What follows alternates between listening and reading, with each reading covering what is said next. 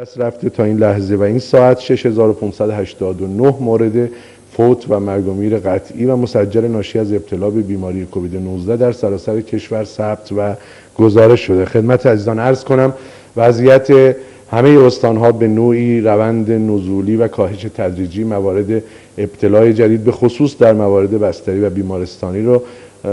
متذکر می شود، الا استان خوزستان که به نظر میاد همچنان وضعیت نامطلوب و البته نگران کننده ای داره. موارد بستری عموما متوجه شاید